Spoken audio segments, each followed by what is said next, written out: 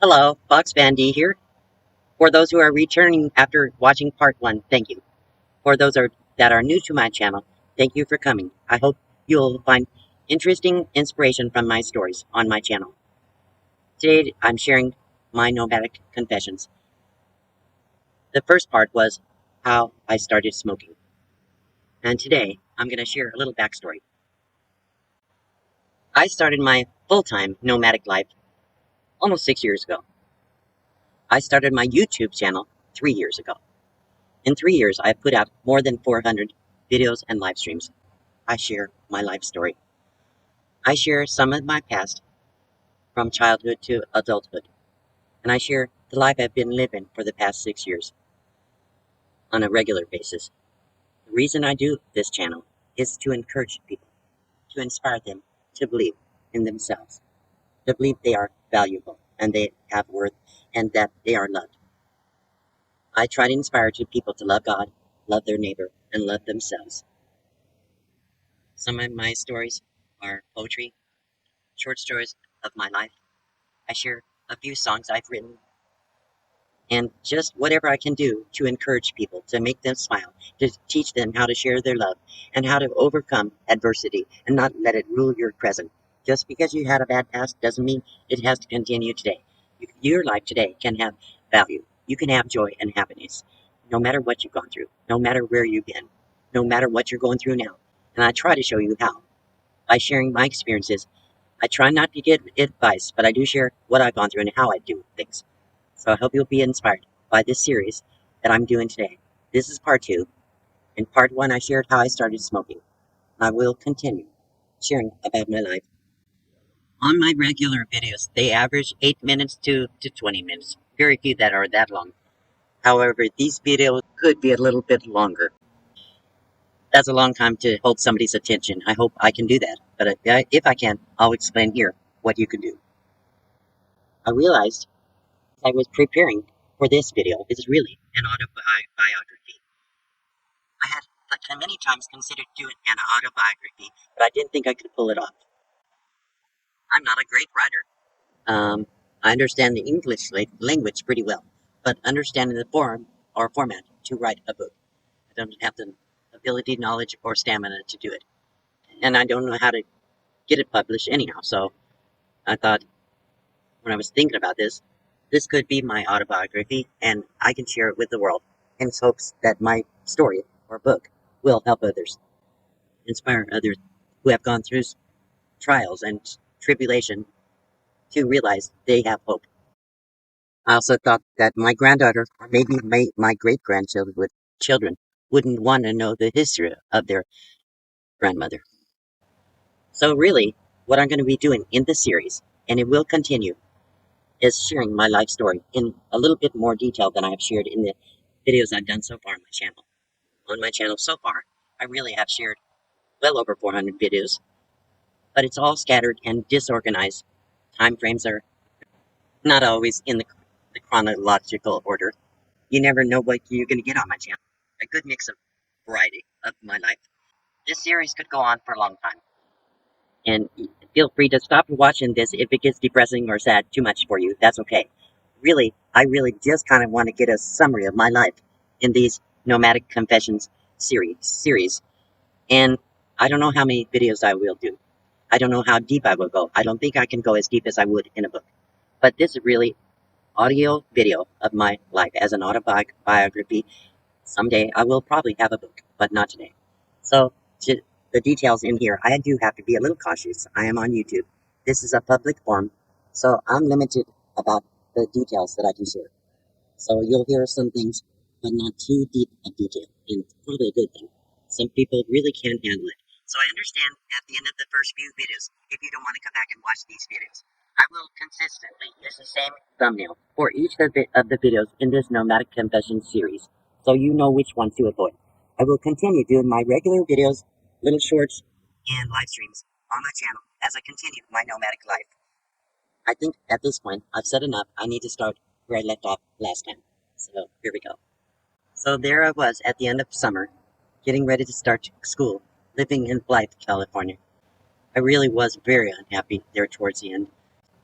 A teenager right at the age of 17, taking care of my nieces in the daytime while my sister and brother-in-law worked. I was ironing all day long for 5 people, cleaning house, doing whatever I could to earn a few extra bucks from my sister to buy material so we could make me some new school clothes. Then my sister, that is younger than me, throughout her life, she was always running away to escape the pain of our past. And, or she ran away, and my sister and brother-in-law brought her in and let her live with us. Right away, all the money I had to earn and all the materials I bought had to be divided up with her. I was so discouraged and disappointed. It was selfish as a teenager. I was feeling so, I was feeling selfish and resentful. And I really hated that. The fact is, even though I loved my sisters, I didn't feel it was fair that I had worked all summer for that, and then I had to give half of it to my sister. The other thing that happened while I was in Blythe is one of my friends from the Palm Springs area, her father had given me a horse. We couldn't have the horse there in Blythe. And I was very sad because I always wanted a horse. So I didn't get my horse and I couldn't bring the piano that they had rented for me. Everything was going downhill. I was messed up with the things that were involved with Skip. My life was falling apart, literally. And I lost that happiness I had in the Palm Springs area. I lost all my friends, the school, the lifestyle I was having, going out on dates and things like that, going to parties, having friends over overnight. I never had that in my life.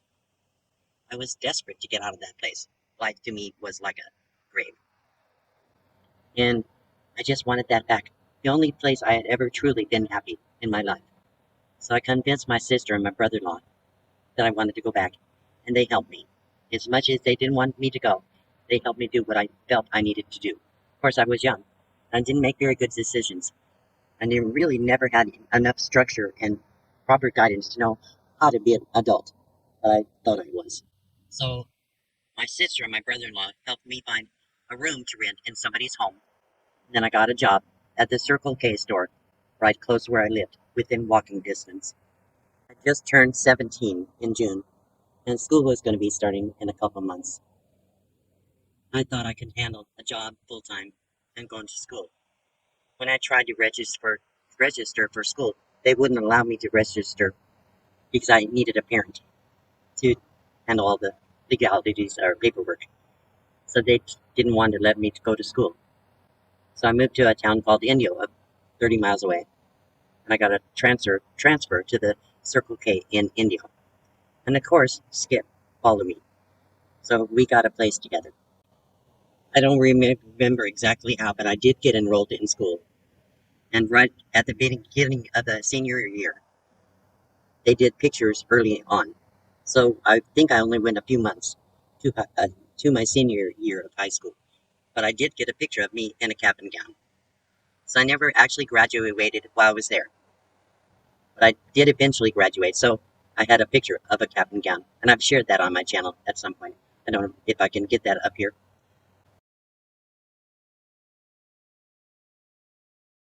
He was still bad news for me. He was very, very bad influence. The friends we were hanging around with were all having sex, living together, and I was still somewhat a virgin up until Skip. The only relationships I had were against my will as a child, except heavy petting, messing around, and doing a lot of other things that I knew were against my principles, but I still hadn't actually had intercourse with Skip. He respected my wish that I wanted to be, quote unquote, a virgin when I got married. But the friends we hung out with were all doing it, and somehow I was convinced that I would lose him if I didn't give in. So I did. I was working at the Circle K, and I started feeling sick all the time. I was nauseous and tired, exhausted. I couldn't understand why. My parents were living up in Oregon, and when I called my parents, I had communication with them by then. Oh, they wanted me to come up there and help me out. So I took a temporary leave from my job, and I had a car at that point, and I drove up to Oregon. It seems crazy, but even though I had a very crazy childhood, and I learned a lot of things about life, but because of the way I was raised, my understanding of normal things was very distorted. I was still naive as far as what was really life was all about and the things, how to handle things in life. So when I got to Oregon, my parents were living in a one-bedroom apartment. The two younger girls had the bedroom, and my parents were in the living room. I joined my sisters in the bedroom. So within a few weeks of when I got there, Skip showed up, and he got a place and a temporary job. Up there it was pretty cool because we were able to buy cigarettes for like $5. There was a carton on the military base. My brother was in the military, so we were able to get our cigarettes really cheap. Um, so I smoked like crazy, and I found a little job as a bellhop in a bowling alley. And so I was working. Then I found out I was pregnant. When my dad found out that I was actually pregnant, he told me, Skip better make this right. He's going to have to get a job to take care of you before he can marry you. There were no jobs in Oregon, there where we at. He told Skip that he had to go back to California and get a job. So when Skip got back to California, he was having a hard time getting a job. And my dad had told him he better send money for doctor. And he didn't have the money. And he was calling me all the time. One day he called and my dad got a hold of the phone and he yelled at Skip over the phone. He said, "You stay out of my daughter's life. If you come around here, I'm going to use my shotgun and kill you." Then he told me, "If you ever go back to him, I'll disown you." I believed my dad would shoot him and I believed he would disown me. I still love my father, even though he was not a good father. I was pretty much idolized him. I couldn't see his faults. I wouldn't acknowledge I was in denial. And so I made up my mind I was going to go to California and get a job and a place of my own. I was not happy at my parents' house. Nothing had changed. My sister, that was younger than me, was back with my parents, and she was very jealous of me, and she made my life pretty much miserable there. So I got up the money for the bowling alley, and I headed back to California. I found a little apartment and went back to work for some. I didn't have any contact with Skip for a very long time. When I was about 6 months pregnant, he found me. I had moved into a new apartment in a nice place with a swimming pool. The way he found me was somebody told me he had stabbed himself because I refused to get back together with him. He was trying to kill himself. I was dating Carl at this time, and I had a good time with Carl, and I was thinking about sleeping with him, but I hadn't yet. He was in love with me. We would sit around the swimming pool or around the apartment. He played guitar. We would sing together. Back then, I had a really good voice, and we would do harmony. He was working, so I took a trip to Bisbee, Arizona, with a friend to see her family. I was gone for about a week.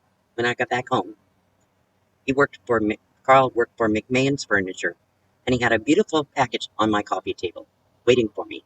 When I opened it up, was beautiful yellow, different color of flowers and stuff, um, towels, sheets, dishcloths, pot holders, all kinds of stuff.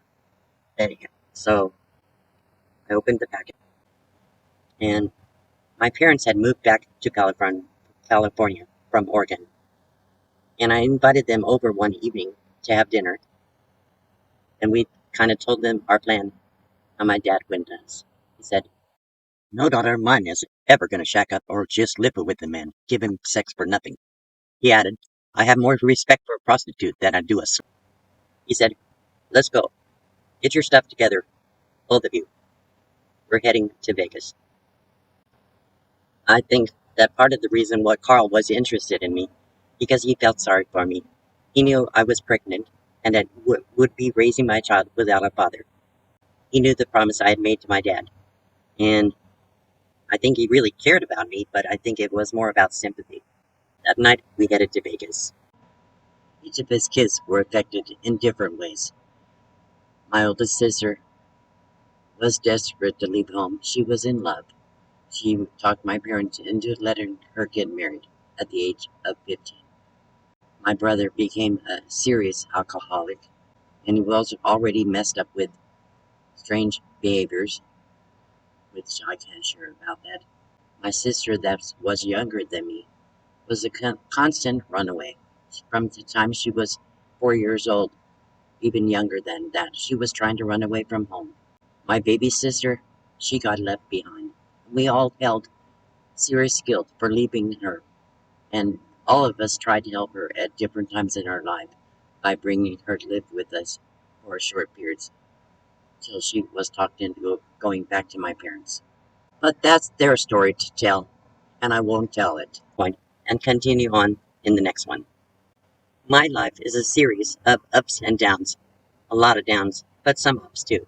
And so I hope you're enjoying this series. If you don't feel comfortable watching this, like I told you, just watch for the thumbnails, and if you don't want to come back and watch more, just don't click on those thumbnails. But I thank you for your support. If you do like them, please keep coming back. If you would like to support this channel, I do have links in the description box below this video. Thank you so much for coming. Have a great day.